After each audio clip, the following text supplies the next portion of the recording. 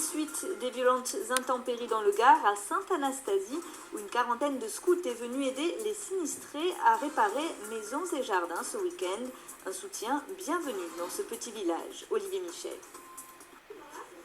Ils ont entre 14 et 20 ans, sont pionniers, caravelles ou compagnons et sont venus de tout le Gard, voire de Marseille, pour aider les sinistrés. Eux, ce sont les scouts de France qui ont passé le week-end à Sainte-Anastasie. Partager notre temps pour aider les autres, c'est quelque chose de bien. Je trouve ça vraiment bien d'aider ceux qui ont été touchés par les intempéries. Pour eux, c'est beaucoup ce qu'on fait, alors que pour nous, c'est juste une après-midi de travail. Une aide et une présence juvénile qui réchauffe forcément les cœurs, une semaine après la catastrophe, et plus encore lorsque l'on a tout perdu. Franchement, j'ai pas de mots à remercier, comment remercier, et je suis juste enchanté qu'ils sont là, qu'ils m'aident énormément. Mes parents sont âgés, si j'avais dû le faire toute seule, j'y serais pas arrivée. Non, vraiment super.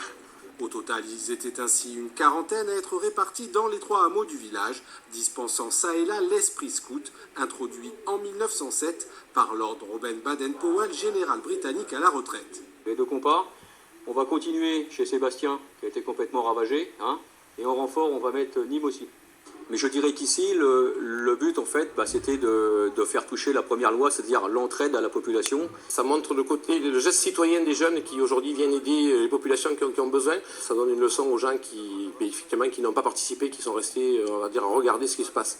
Entraide, solidarité et respect sont les bases de l'esprit scout, un esprit qui s'entretient aussi avec des jeux et des chants, source de cohésion et de joie, en bref, de quoi mettre du cœur à l'ouvrage.